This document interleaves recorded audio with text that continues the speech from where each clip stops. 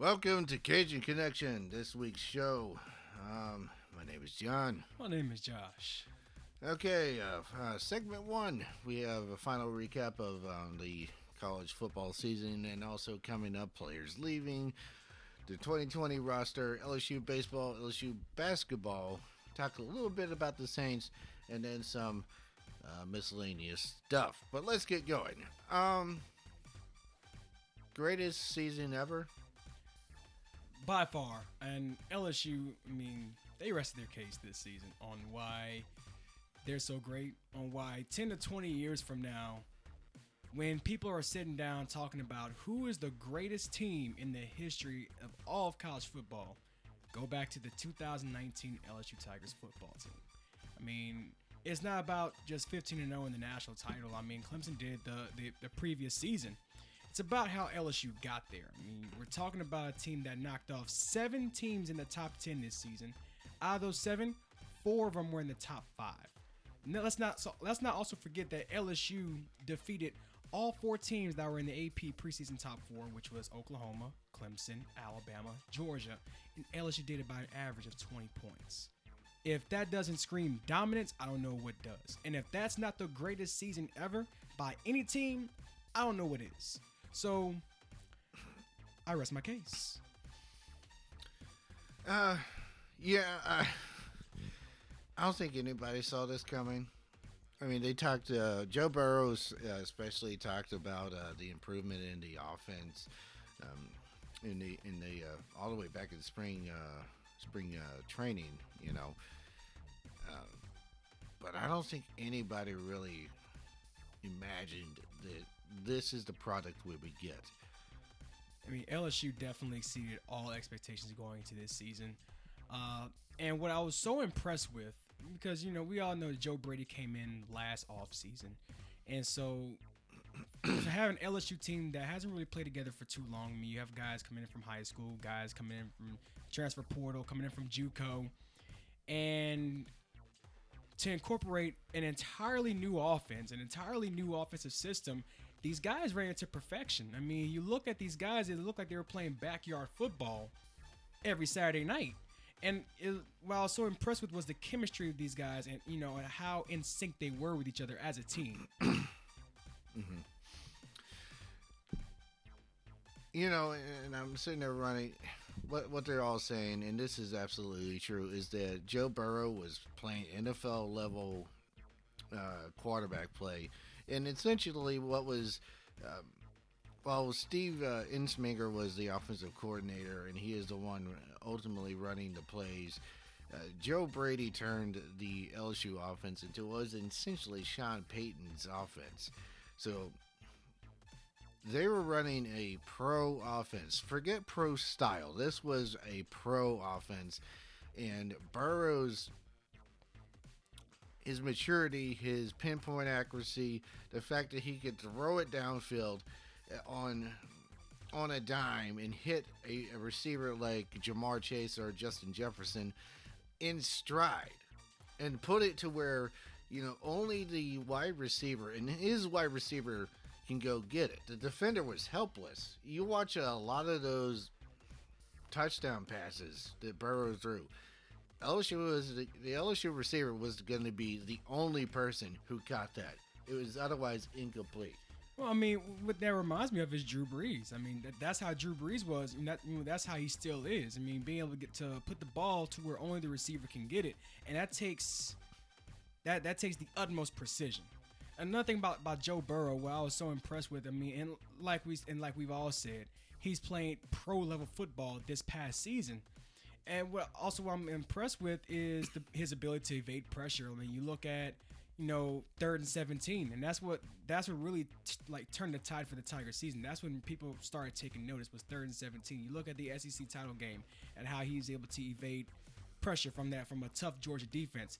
You gotta look at his accuracy, his way to expose mismatches, and his football IQ is off the charts.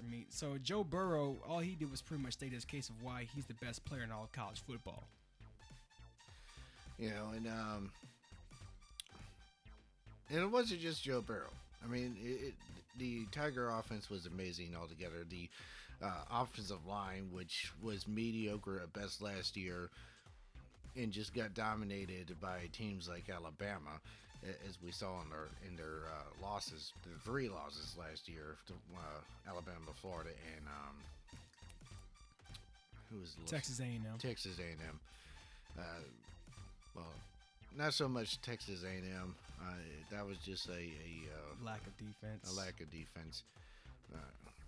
But if against Florida, especially in the second half and in all game against Alabama, Joe Burrow just got creamed. He was owned.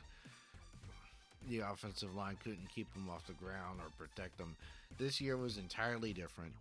They were one of the best in the nation this year. And you had a receiving core that had three guys on it that are going to go in the first two rounds. If not, I mean, Terrence Marshall is still the big question. I think Jefferson is a likely first round. Could slip into the second round. That is a possibility, but I just don't see it happening. I see him at worst going late first round. And then Jamar Chase, top 10 pick all day long. Jamar Chase, I thought he's coming back next year. He is. He's coming back, but I'm just saying over the next two seasons, he's not. Chase is not returning for his senior season. Oh, definitely not. Let's just get that started right now. If he was going to go into the draft, this kid was going to be like a top 15, top 20 pick if he was going this year. Trust me, NFL scouts want him, but I mean, he's only a sophomore, getting ready to be a junior. So that's the fortunate part for this LSU football team going into next season, considering losing a lot of players. Yeah. Okay, the big thing is LSU has officially lost Joe Brady. He went to the Carolina Panthers to be the offensive coordinator. Not a surprise. I'm not surprised at all.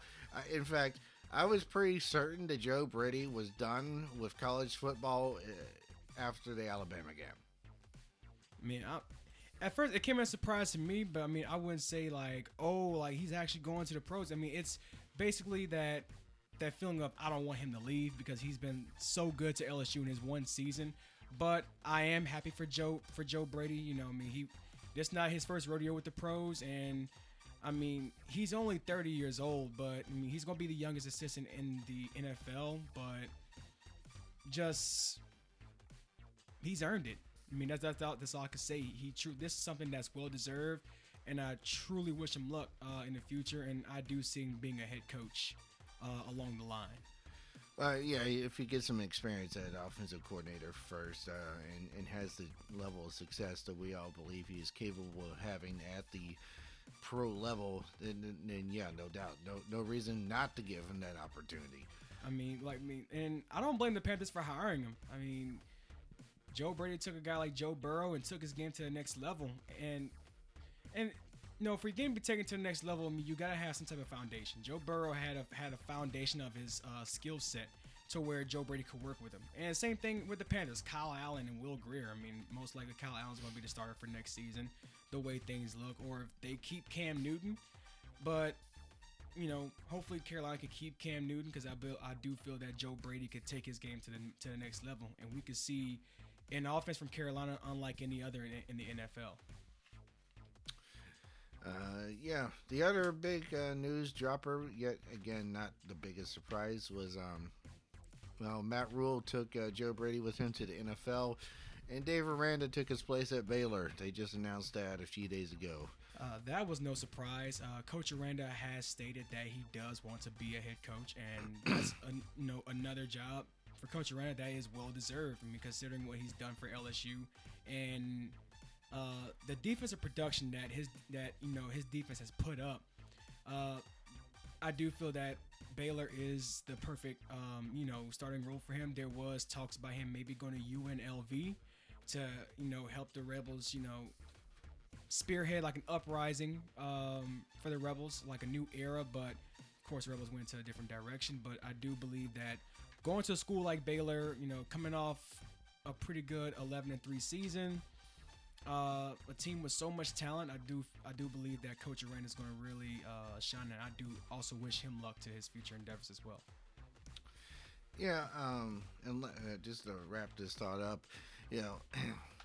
I saw a bit of the press conference for Dave Aranda, and he got pretty emotional when talking about Coach O. I mean, well, Coach O was the one that really believed him. Coach O wanted him, and not only that, Coach Aranda has built a bond with LSU, and I mean that's just the impact of the Southern hospitality on what Louisiana's about and what LSU football is about as a family. And so I do believe with how close they were, I do believe that they built a bond, kind of like a lifelong friends bond, you could say. Mm-hmm. He did call Coach O the best person he's ever learned from. All right, well, that brings us up to our first break. When we come back, we will be talking about LSU players who have declared for the draft. Which It's a lot of them. Just prepare yourselves. Tears might start flowing as we go through this list. Mm-hmm. All right, welcome back to Cajun Connection. We've had a list of 9 players leaving for the draft from this year's LSU team, historic LSU team, and none of them, except for I would say maybe 1 or 2, were a little bit of a surprise. But I mean, it's always hard to lose key players. It just goes to show that that's the nature of the beast when it comes to college football. You got to be able to reload. Okay, the list, the first one off the board, as far as those who declared early, the underclassmen, obviously Joe Burrow is the likely number 1 overall pick. Have to be, I say Justin Jefferson. I see him a mid to late first round pick. And Justin Jefferson, he's had quite the journey. He was like maybe a 2-star, and he's only had offers from LSU, Nichols, Tulane, I want to say, and he was not highly touted coming out of high school. And so to be able to prove doubters wrong and to be able to put the production that he's put up for LSU, especially this season, being in the running for the Blitnikoff is nothing short of amazing. I do see him going maybe top 15, top 20. I mean, honestly, in my opinion, I would be surprised if he does slip into the second round. Yeah. Well, there are a lot of receivers in this year's draft pool, and I think he is currently rated as the 3rd or 4th best receiver off the board. So that's kind of why I put him into mid to late.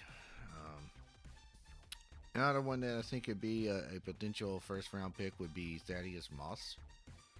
Thaddeus Moss, first round. I see him final 10 picks.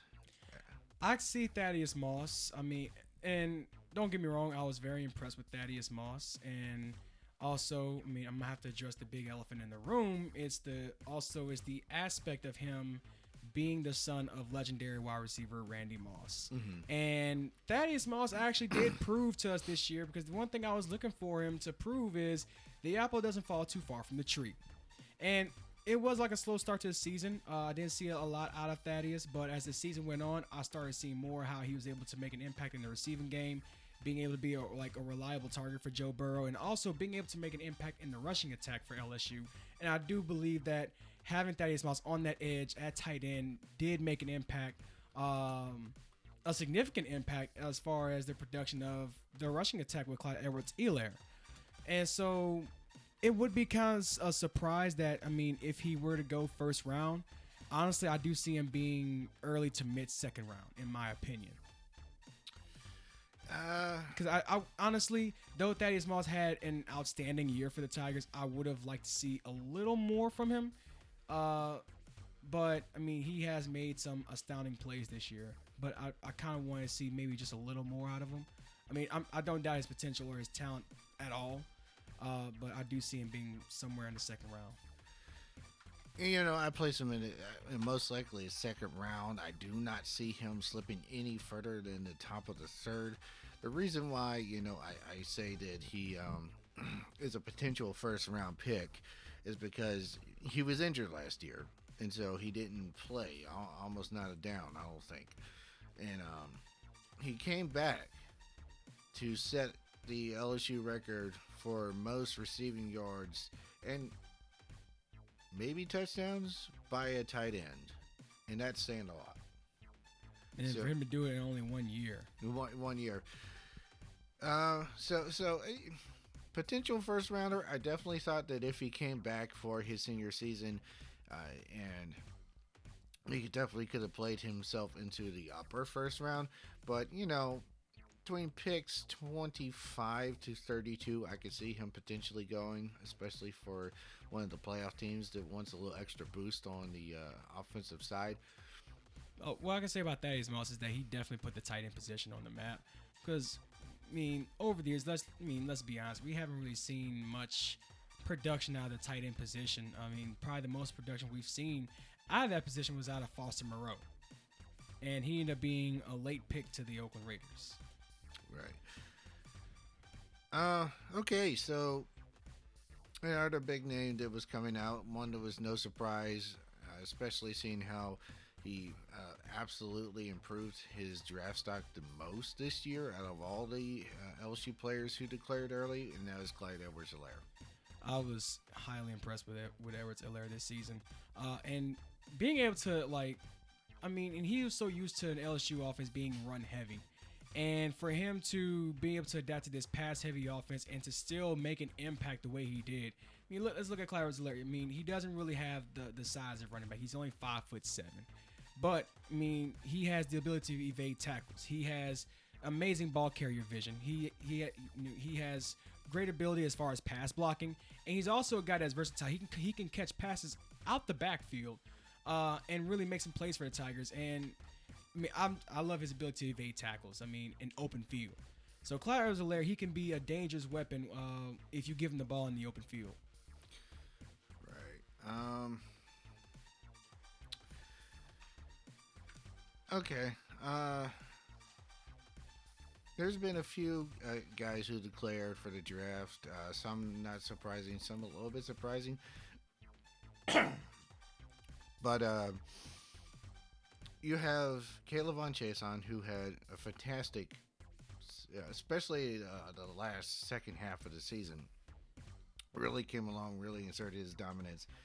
Patrick Queen declared, Jacob Phillips declared, and Michael Divinity graduated, which means the LSU will be losing their entire starting linebacker core from the championship run.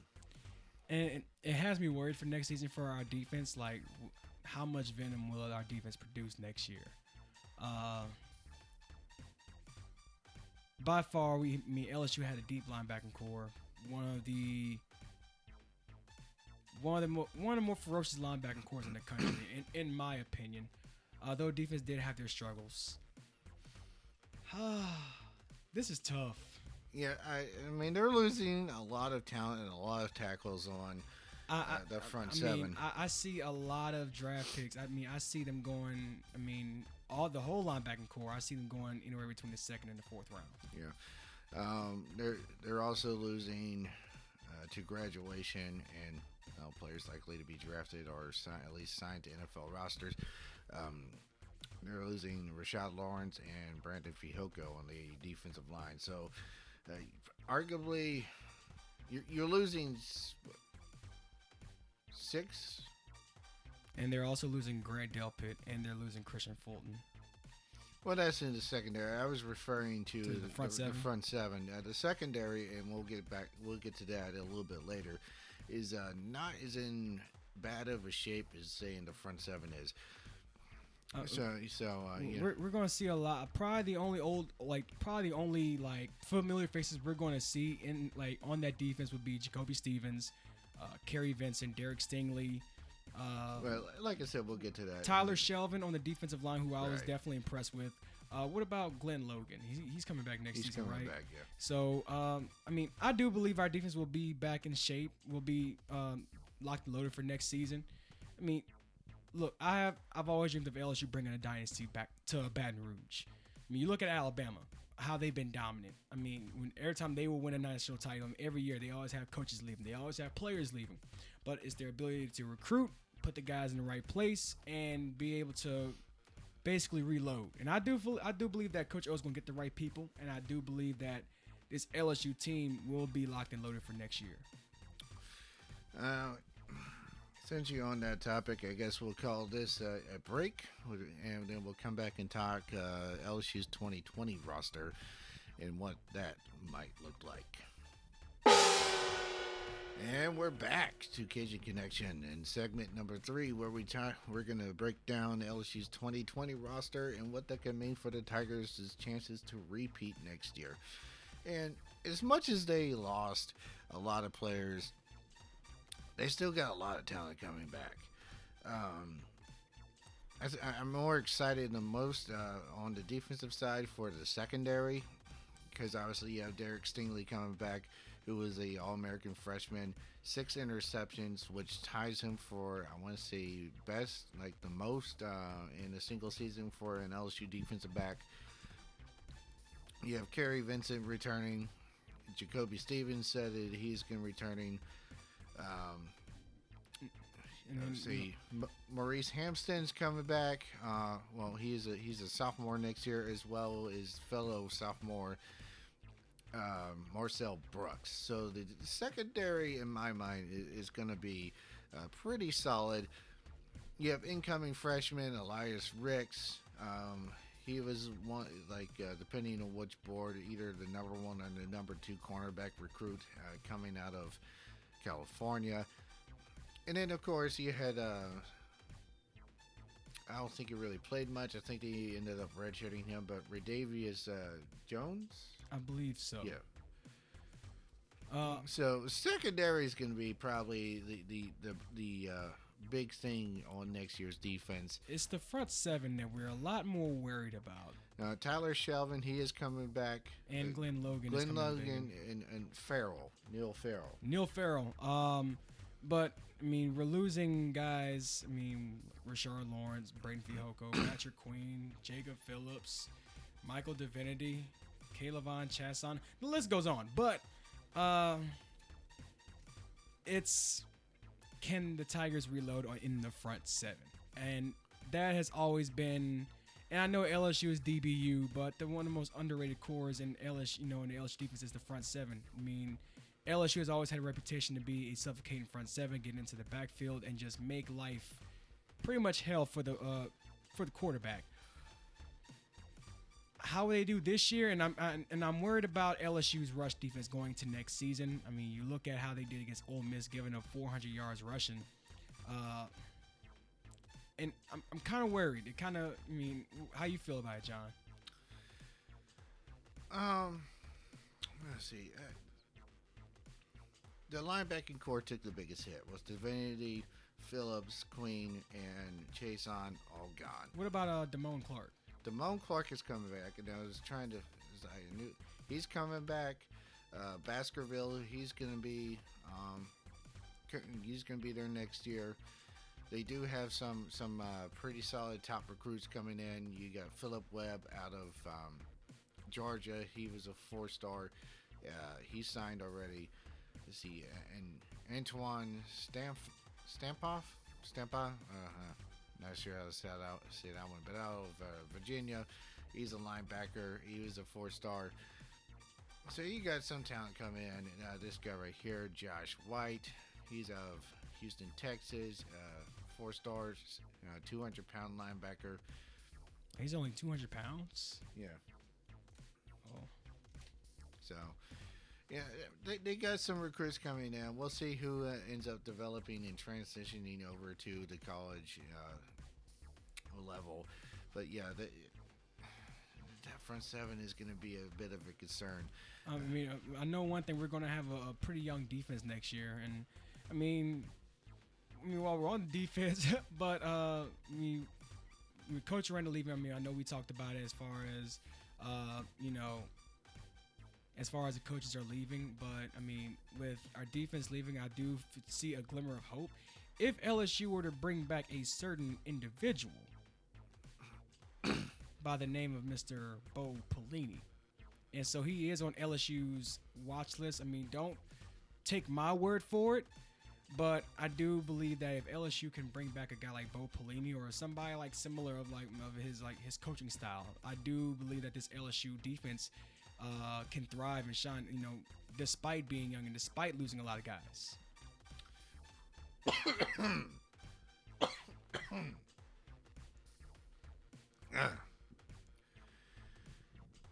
Okay, so let's talk about the offensive side of the ball. They're gonna have to rebuild the offensive line a little bit. Lloyd Cushenberry declared early for the draft, and crap, what was that other guy's name? Was it Adrian McGee or was it Damian Lewis? I want to say it was Lewis. No, Damian Lewis is returning. Okay, so Deculus? It was Deculus. Yeah. He's not returning. Isn't what about Adrian McGee? Is he returning? Yeah, McGee's returning, and Damian Lewis is returning. Actually, there's a guy I'm very excited about, and he was the #1 offensive guard. Cardell Thomas. Cardell Thomas out of Southern Lab, and he was injured. He was out with injury last season, but I do see him getting time on the field, and just seeing how monstrous he is. I mean, this guy is massive. He's like 330, 340 pounds.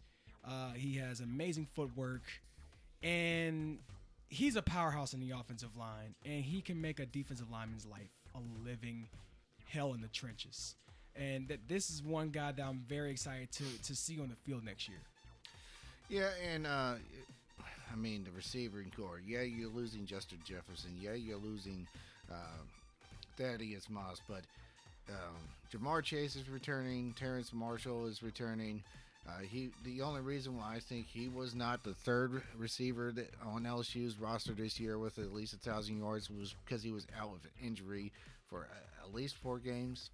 And Terrence Marshall, he proved in the national title game he's just as capable as Jefferson and Jamar Chase. So I do believe. I do definitely agree with you. The receiving core is definitely going to be still in good shape next year. Yeah, and Racing McMath is gonna be there. He was on and off. He was on and off. I mean, he was 4th on the depth chart, and reasonably so. So we are going to see a lot more production out of him next year, and I mean, he's a guy that's going to improve his draft stock as well. I mean, I do see Racing McMath probably being a decent draft pick next year, depending on how he does this upcoming season. And I forget his first name, but Palmer, or Trace Palmer. I don't know. He was like 5th on the depth chart. What about Derek Dillon? He was a senior, and he's done. Even he just kind of disappeared this year. Yeah, I mean, there was a lot of high expectations. Not even for this season, early last season, there was a lot of high expectations on him. One guy that I'm interested to see this year he was a top recruit last year, would be Devontae Lee. I believe he was redshirted because I don't think he saw much action at all. In fact, I'm pretty certain he didn't see much action.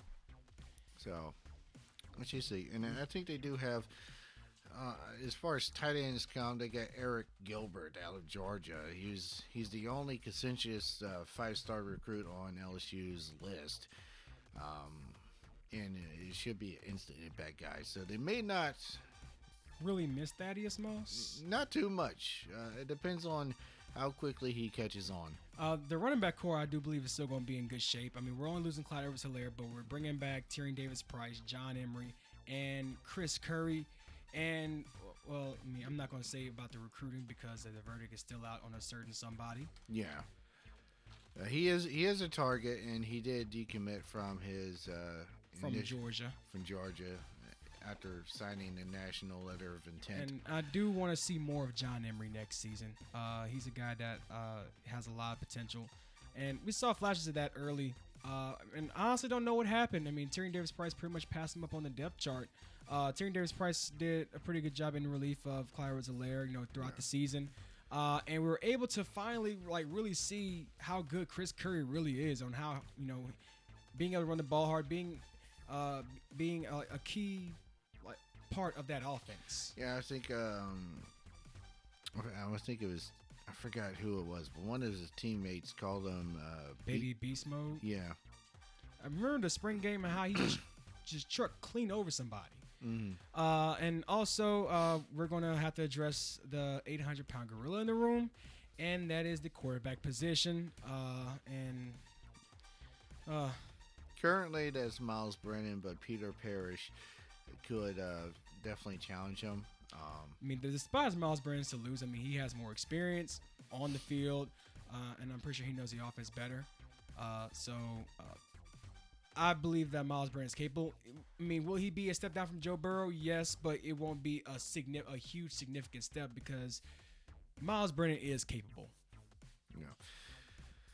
Oh, that's all the time we have for this segment. Next up, we will move on from LSU football and look forward to LSU baseball, which starts their season February 14th. And we're back to Cajun Connection. LSU baseball. Now the football is in the rearview mirror. We can start looking forward to Palmineri and his boys at Alex Buck Stadium. Baseball season's in the air, and apparently that the day the season starts will be the day that love is in the air. Yes, I know. It does start. And you bet not insert a Joker video at that one. And I thought my jokes were funny. Don't you do that. Don't do that. Don't worry, I don't have that clip. Although I do have that saved. Yeah, I thought my jokes were bad. Anyways, to LSU baseball. I just want to start by saying LSU baseball performed. To say they performed below expectations, in my opinion, would be an understatement because of how much talent they had. I mean, they had guys like Zach Watson, Antoine Duplantis, Zach Hess, but baseball didn't play up to their potential last year. And I mean, yes, they made it to Super Regional. They were able to host it, and so that's just going to change the fact they got swept by Florida State. Yes, I'm a little frustrated because how in the world you're going to lose to Southern? Explain that to me. How are you going to lose to Northwestern State? Explain that to me. Go ahead, John.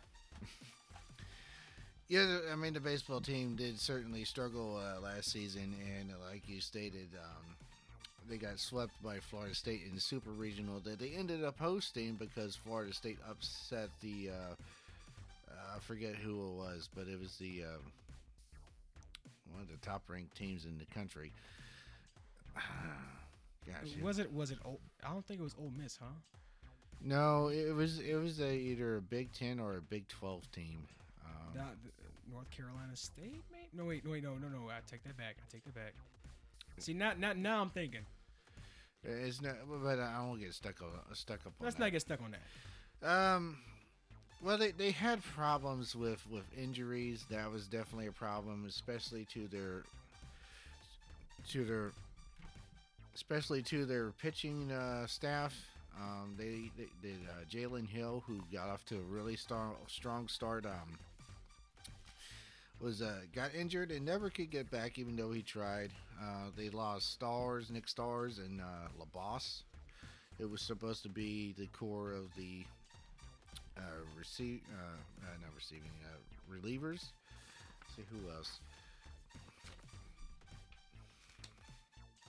Last year, Daniel Cabrera returns, and he was the only player to really have offensive consistency out as far as the returners go. But, Cade Beloso, Drew Bianco, those two, they returned from last year. They had stretches over the course of the year where they did pretty decently. Giovanni Di Camo? I can never pronounce that guy's. He had a pretty up and down freshman year, pretty decent. But again, this Tigers team last year, outside of Zach Watson and Antoine Duplantis and Josh Smith, really struggled offensively. It had a problem with their pitching. Zach had a lot of high expectations for him last year, and towards the end of the season, as we got closer towards the postseason, Cole Henry really stepped up and really dominated down the stretch. He returns. He's going to be the core of this pitching staff, and I think he's really going to set the tone as far as the success of this Tigers, we do get Eric Walker back. He returned from Tommy John surgery last year. Was not the best. It leaves me concerned because Tommy John surgery can be difficult to come back from. And I mean, it's probably it's sidelined some players for the rest of their careers, ended some players' careers in the past. Yeah, and a lot of pitchers come back and they're never the same. A good example that I have from that is Lane Mestape. He was a freshman on the 2001 team. Skip Bertman's final season before he retired was absolutely phenomenal. Had an ERA under 2. Had 13 wins on the season. Went over 100 strikeouts. Injured his elbow in his last performance of the season, where he went 13 innings against Tulane. Was never the same. Never the same. In fact, he never had an ERA under 4 the rest of his time at LSU. So I don't know. That's the impact of Tommy John. Well, I mean, looking at LSU schedule and looking at who they got coming back next year, and also LSU, their recruiting class, once again, top 10 in the country. There should be no excuse of why LSU can't make Omaha. No excuses. In my opinion, no excuses this season. No excuses. Yeah. They were on a little bit of a pattern there for a few years, getting there one year, missing it the next, getting back there one year, missing it the next. But this was the first time in a while that they missed out on Omaha. Back to back since I want to say 2010 and 2011. I mean, I'm just hoping that this isn't, a disturbing trend to where LSU is going to just constantly keep falling. Because I mean, LSU is immensely talented. I mean, you got a damn good head coach in Coach Maneri, and they always bring some of the best talent in the nation to LSU. So, like I said, I mean, this is a team that can go to Omaha and a team that can possibly win it all. But the thing is, health and consistency. If LSU can maintain those two, LSU can win the whole thing this year. You know, they did have a top 10 recruiting class, officially ranked 6th in the nation, I want to say. They did maintain 4 of the 6 players that they had drafted. It was 6 or 7. But including Mo Hampton, who is the safety for LSU's football team and won a national championship with them, obviously. I was telling John, he already got 1 ring. Let's see if he can get another. I like this core of players. You know, if they can develop consistency and develop team chemistry, which, okay, so returning Saul Garza, or Saul. So, yeah, I think is how he pronounced it, the Spanish pronunciation. Hal Hughes, I think, has a lot of potential. He is definitely one of the better infielders. Let's see, I have that here somewhere. What was his fielding percentage last year?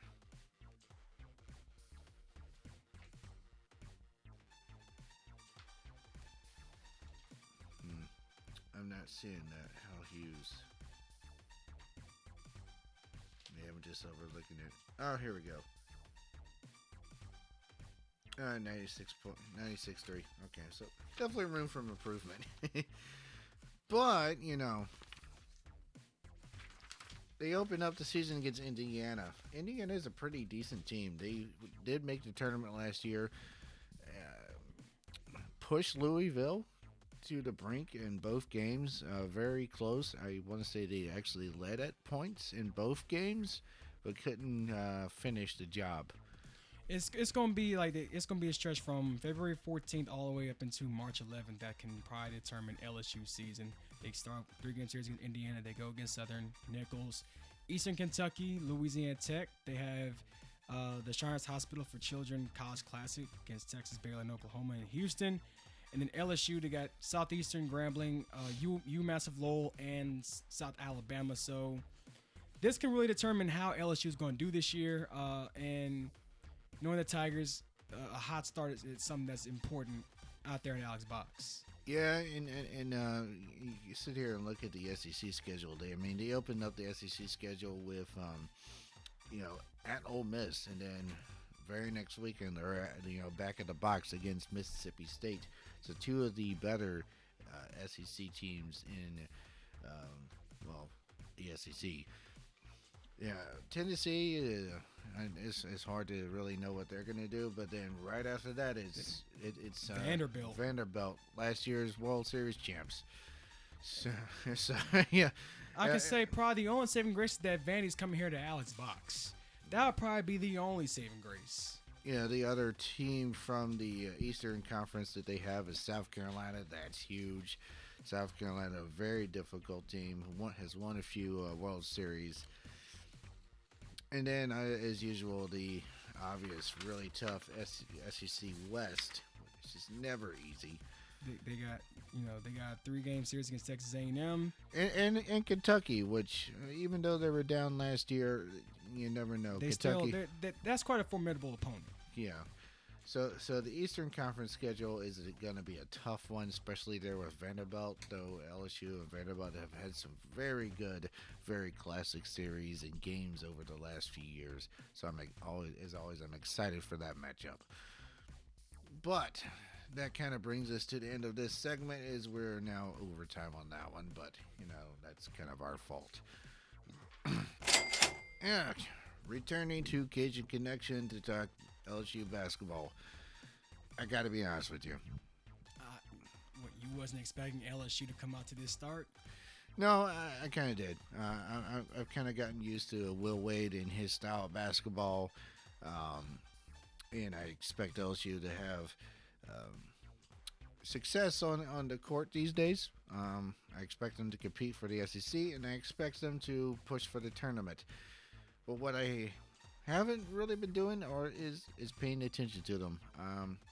I've been so caught up in football and focused on football, I just haven't really cared. Well, who hasn't been stuck on football? We just won a national title. But LSU basketball, they're 13-4 overall, 5-0 in the SEC conference. And they're the one lone remaining. They're the last remaining undefeated team in conference. Undefeated, I'm talking about undefeated in conference play. And they're actually going to put that streak to the test against Florida tonight at the PMAC. Well, yeah. And they struggled against Florida last year, if I remember correctly. Well, that was actually just during they got into close games with Florida throughout the season, but it was pretty much an SEC tournament. LSU had won the regular season title, and first game of the SEC tournament, they get booted by Florida.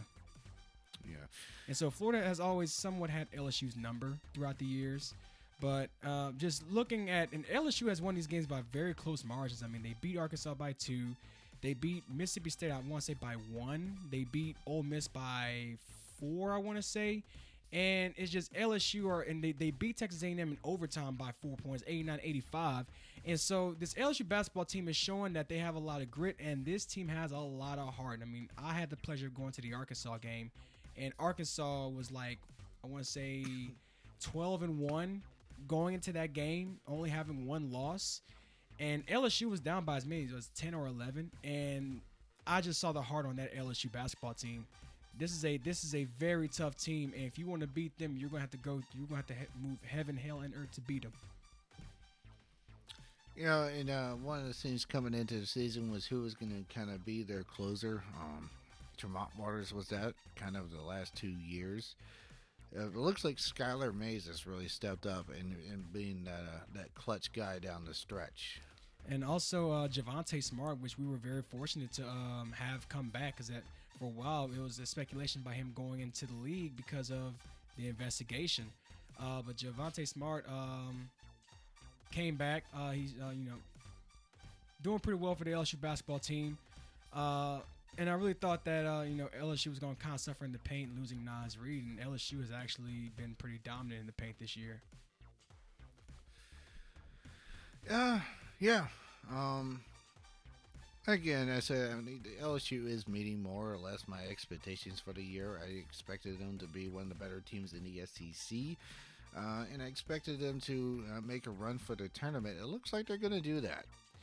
Oh, I mean, they're on the right path. I thought LSU was going to take a couple steps back just because of losing guys like Tremont Waters and Nas Reed. Not only that, coming off from this investigation, which pretty much put a dent into this LSU basketball program, but they were able to put everything behind them and actually move forward as a team.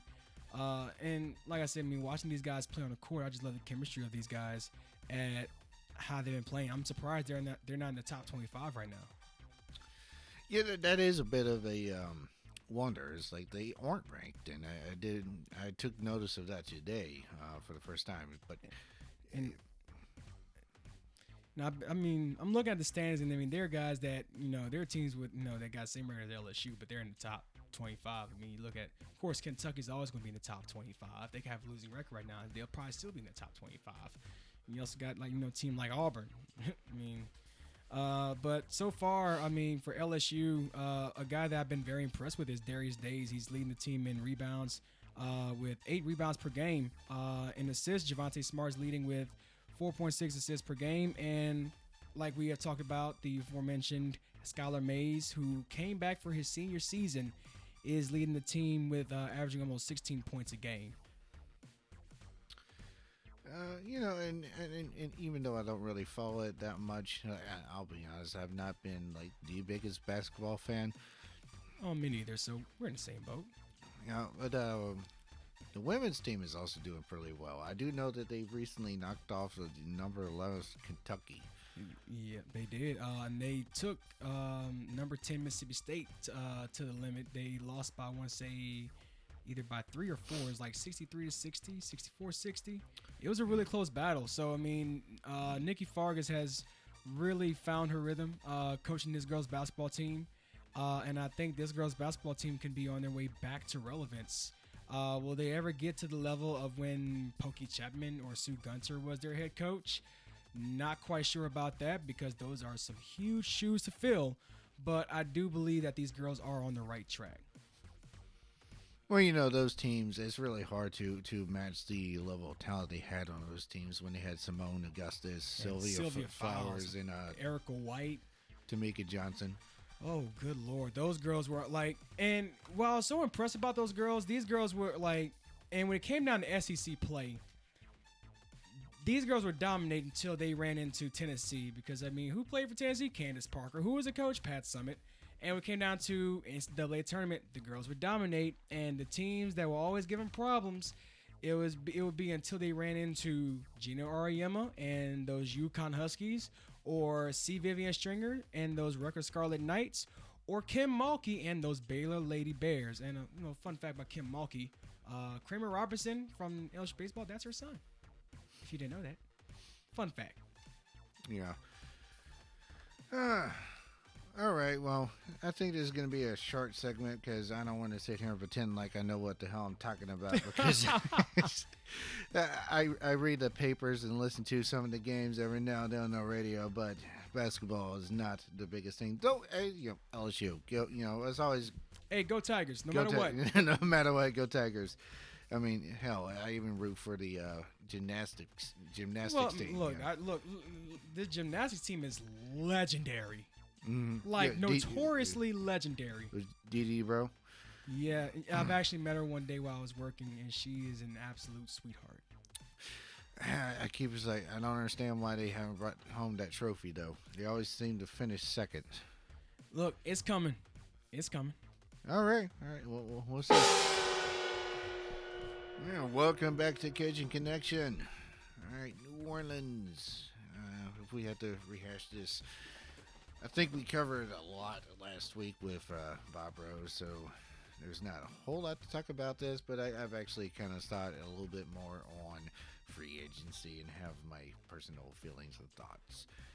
Oh, I'm saying that this is going to be a very interesting offseason that can probably determine the course of probably the next 4 to 5 years. Yeah, they have some interesting decisions to make this offseason. And also some coming up next offseason, too. So the next 2 years really will impact the future going forward. Drew Brees is coming back.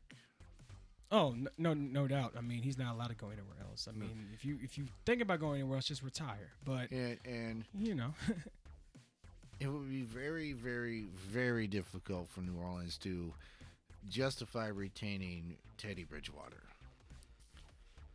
uh, Teddy Bridgewater is going to go. My opinion.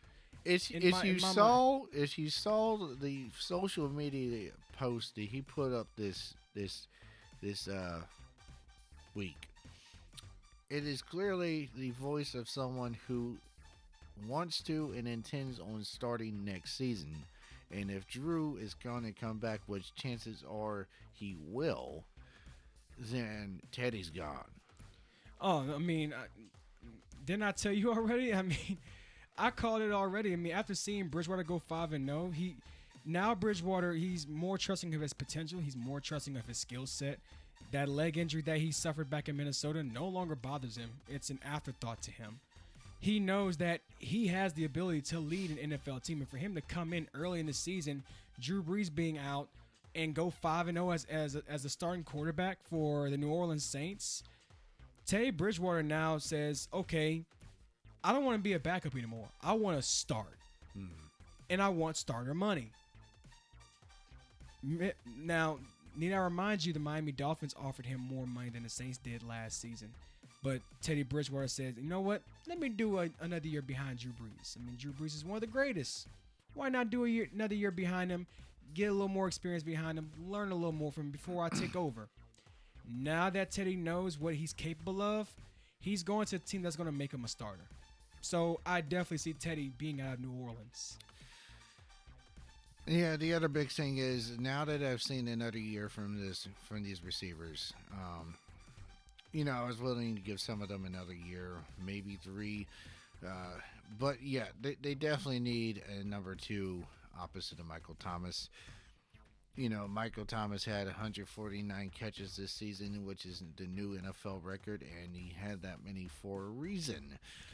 Because the other receivers haven't been able to create separation. No, and it's a bit of a disappointment because I know that Traquan Smith can be that number two receiver, but for whatever reason has not developed into one. And he has a potential and the talent to though. Yeah. Oh yeah. Yeah. He's shown us that he has the talent to be a quality receiver in this league. It's just I don't think the Saints and especially not the fans want to sit around and wait for a maybe.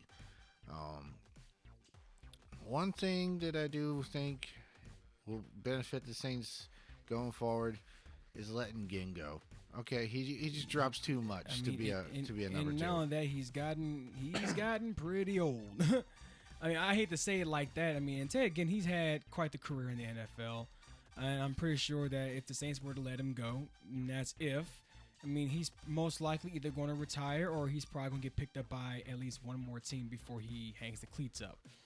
But to free up some cap space and to bring another young receiver and to keep some youth in that receiving core, I mean, of course, bring another receiver either through the draft or if you want to bring in somebody with more experience, then dip into free agency. But with as deep as this receiving core is for the NFL draft, the Saints need to try and get a formidable receiver. I mean, you got guys like Henry Ruggs that declared out of Alabama. You got guys like T. Higgins that declared out of Clemson. Justin Jefferson declaring out of LSU. There should be no reason why the Saints don't get a receiver, maybe two, in the NFL draft. Yeah, but the big thing about the NFL, taking one into the draft is that there's no guarantee that they're going to come in and be that star right away, and really contribute to the passing game. Like for example, I think this year, Hollywood Brown. I mean, there's no telling how he was going to do, and then he pretty much made a splash in that Ravens offense. Yeah, and N'Keal Harry did okay, I think, for his rookie year, but I never saw a rookie receiver this year really stand out to me as being, that star quality. Now that you say, I haven't really neither. I mean, all right, so in your opinion, if you want to say, let's get a receiver out of free agency, who would you get? I don't know. I kind of like Bob's assessment last week, Um, Possibly a Cobb. I know Amari Cooper's free agent. But I mean, Amari Cooper is still in his prime, and so if we would to get Amari Cooper, he's a guy we would have to move heaven and earth for. Yeah. Fitzgerald is one that I would have loved to see in the Saints jersey, but like Bob made the point last week is his loyalty to the Cardinals, which at his age, if he really wants a Super Bowl, why? Exactly. Yeah, but, I mean, okay, but I'm not going to sit here and bash on Fitzgerald. He is one of my favorite non-Saints probably ever. Like, I love watching Fitzgerald play. Anywho, before you go on a tangent there, just want to break that right there. But figuring out the secondary is going to be crucial for the Saints this offseason. I would say let Eli Apple go. Figuring out what to do with Apple, figuring out what to do with Jenkins, how you want to do his contract,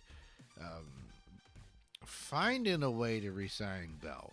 I mean, my goodness, do you really want to let that guy walk?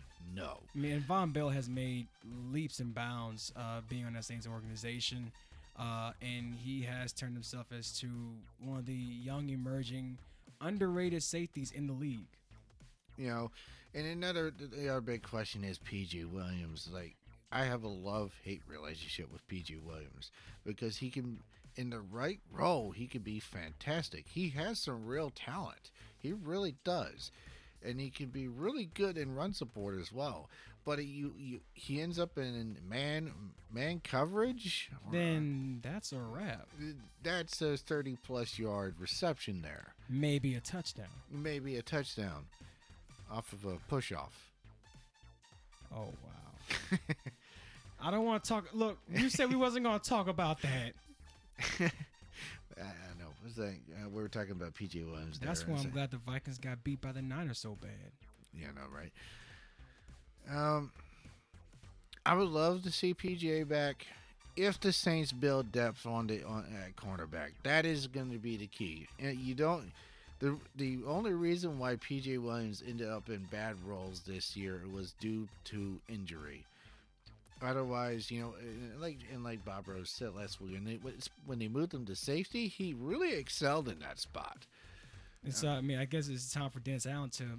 I mean, would you say if the Saints were to let Bell walk, hopefully not, God forbid, do you believe that PJ Williams can emerge himself into like a starting safety role? Because I mean, like Bob said, I mean, PJ can excel in the safety position. Yeah, so why not keep him at safety to where he's best? Keep him where he's comfortable. And I know that if you're going to be in the secondary, you have to be able to kind of take on the moniker of being a hybrid player. Yeah. I mean, you look at Chauncey Gardner-Johnson; he's a hybrid. But I mean, if you want your defense to be successful, if you want your secondary to be consistent like you want them to be, I think having PJ in the safety position could probably be the best move. And then you let Marshawn Lattimore and Janoris Jenkins take over the corner spots. Yeah, but you need to add some depth behind those two because you're going to have injuries. You're going to have, I mean, even Marshawn Lattimore was out for a few games this year. And it was when you had the starting cornerbacks down is really when the Saints struggled in the secondary. And, I mean, Mickey Loomis has done an amazing job as far as, of course, free agency and the draft process. I mean, even secondary players. So I do see Mickey Loomis really dipping in, really going hard into free agency and really really working the war room on draft night as far as getting more players in the secondary. Yeah. So I think the Saints, once again, can make another run for it. I do believe that if they can maintain the core of their roster and figure out some of these problems like depth at cornerback, making sure that guys don't end up in bad situations on the field and positions where they just really don't excel out, and finding at least a number two. Getting Michael Thomas some real legitimate help. And also adding depth to that offensive line. Adding more depth. Yeah. Yeah, they can definitely use some help there, especially on the left side. But that brings us up to our break, and we will be back for one last segment. And we're back to our final segment. Just kind of wrap this program up. How can we not talk OBJ? OBJ, he's definitely he's a guy that likes to garner a lot of attention, and he garnered attention in more ways than one night of the national title game. Yeah. Let's start off with how he handed players real money, and to the point where LSU had to release a statement talking about there's like an investigation or something going on. And in my opinion, I'm just going to say this. Though the money that was handed to those players, and I know it's probably against the rules or whatever, but those players earned every single bit of it. 15-0, had the most historic season. I don't care what anybody says. And then OBJ wanted to slap an officer on the backside. Look, OBJ, as we all know, is a fun-loving guy. He likes to garner attention. He does. But when he hit the officer on the backside, a nice little love tap, it was in no malicious manner. It was in no, harmful intent. He was excited about his alma mater winning the national title. And it's a good thing that the officer chose to not pursue charges against OBJ, because that would have just been completely idiotic. It was more like idiotic for OBJ to do what he did, and he did it understand in the locker room when the security guard was threatening the players with arrest for smoking indoors. That's a federal law, right? Yeah, that's state law. State law. I mean, so y'all can't excuse state law for one night. The LSU Tigers just won the national title and capped off the best season in all of college football history. Excuse the law. I know it's a state law, but excuse the law for just one night. One night would not kill y'all. And I know I'm just proud of my LSU Tigers, and I like OBJ. Me personally, I love watching him play. He is a raw talent, and he is truly he has a contagious personality that can rub off on people and just bring joy to a whole place. But back to the smoking. Can y'all excuse it just for one night? I know you're not going to arrest all 80, 90 something of LSU's football team. Do you know what type of war you will be getting into with Mr. Woodward? with LSU administration? Do you know what type of war law enforcement would get into with the LSU's administration? I know. But, let's be honest, dude. I think you're being a little too nice. OBJ is an attention what. Okay. Yeah, and he's sitting there. He's slapping an officer on the backside. Well, we got to keep things appropriate, so I say backside. That's the official term also. Come on, man. It's like playing hot potato with a freshly baked lava cake. I like the analogy. I like that. Not only is it going to be a mess, but you're going to get burned. Well, OBJ, there was an I just believe, in my opinion, and the reason why I know I'm being nice and I'm cutting OBJ a lot of slack, considering his past, considering his background, is because I've seen a lot worse. I mean, imagine if that was Antonio Brown. Things would have been maybe 10 times worse. So, I know that there are some people that don't think highly of OBJ because of how much of a diva he's said to be. But, come on, there's always worse. Like I say, look at guys like Antonio Brown. But I believe that the officer did go too far as filing a complaint. I could see if OBJ might have done something as far as sexual harassment, as far as like groping, or say if he were to truly physically assault the officer, like slapping him or punch him in the face or something. But it was a simple slap on the backside. He was excited. He got caught up in it. And I just think that OBJ was kind of blinded with excitement. That's how I feel about the situation. I do believe the officer went a little too far as to file a complaint and issue a warrant for his arrest. Also, handing out the money on national TV in front of ESPN reporters. Really? Like you give now that and then claiming it was monopoly money. And Joe Burrow went on a podcast and said it was real money. Yeah, he But said since I'm no longer a student, yeah, he handed out real money. yeah, that shows Joe Burrow does not care. But it's not going to affect as far as LSU winning the national title. I mean, because it happened No. after the game. I can see this is something going on during the regular season. Then there would be some trouble. Well, here's the thing. There was a little bit of evidence that Beckham was actually thinking, which I know is a novelty, but okay, my little pot shot there. But all right. I mean, from what we can tell, he handed it to players who are no longer students. So, I mean, what are you going to do? Penalize them? Saying. I've seen Roger Goodell penalize players. No. Roger Goodell can have no say in this. This is not his. This is NCAA. This is not his jurisdiction, even though he is the puppet for the owners. But anyway, anyway.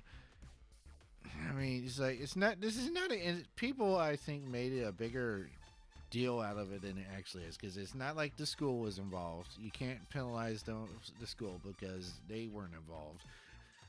The coaches were not involved. This was purely OBJ in the spur of the moment. Now, very well, he's probably the only person who premeditated this, because he showed up with a wad of Benjamins. Okay. This is not like a spur of the moment. He came in there with the intent of handing out money if they won. But I mean, if it was true, like say if he just who are you gonna penalize? Is what I'm trying to get at. I mean, it's still like they can't penalize Odell Beckham. I mean, they can't penalize players that are leaving. I mean, what you going to do to them? Which is he handed it out to seniors and players who declared. Justin Jefferson. Justin Jefferson. I mean, he's going to be a likely first-round pick. What are you going to do? Say, sorry, you're ineligible for your senior year? Okay, bye. Well, I mean, I've already declared, so joke's on y'all. I mean, he's already. I don't know if he signed with the agent yet or not. But as soon as you sign with the agent, you're no longer eligible to play college ball again anyway. So I mean, I'm not sure what the fuss is about. Nothing's gonna happen. I don't think. I mean, this thing has garnered enough media attention. I just think that people should just put it to rest. And football season's over. We got one more game, which is the Super Bowl. So, but college football season's over. So, let everything rest and watch LSU try and repeat next year. Yeah, okay. That's all I gotta say about it. So I have to ask one question. Yes. The last game of the season that we have any resemblance of college football is the Senior Bowl, and that's coming up. What do you think of Jalen Hurts' helmet? I'm digging it. I'm digging it. One half Alabama, one half Oklahoma.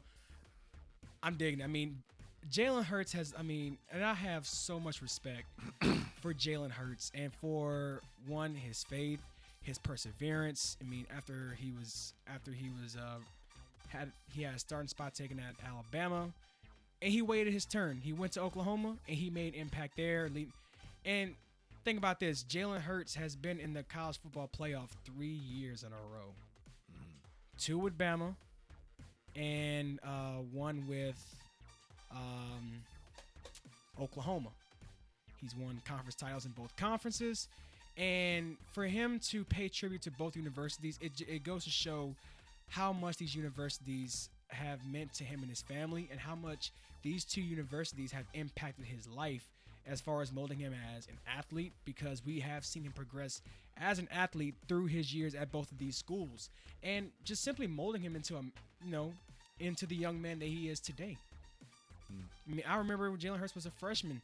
I mean, his decision making was all over the place. He had the dreadlocks and everything, and I just saw him get a lot more precise with his decision making. I saw him become better as a leader, and I saw him get more of that professional, that corporate look, going to the low cut. And so we just seen the progression of him from. We literally saw him turn from a boy to a man between the 2 schools, and so I'm really digging it. Yeah. That is it. That is officially the end of our program for this week. Should be interested to see how things develop going forward as we enter into the LSU and just pro football off season. Not a whole lot between now and next season. Obviously, you got the combine, you got the draft, spring training, spring games, that sort of stuff. But it's just see how LSU finishes the basketball season, both men and women's, and hopefully we get something better out of the baseball team. I do believe that this is the year that this is going to be the greatest year to be an LSU Tiger fan in any sport, because I do believe that LSU in all phases are going to thrive. We shall see. Well, that's our program for this week. I'm John. I'm Josh. And thank you for tuning in for those who have, and see you next week.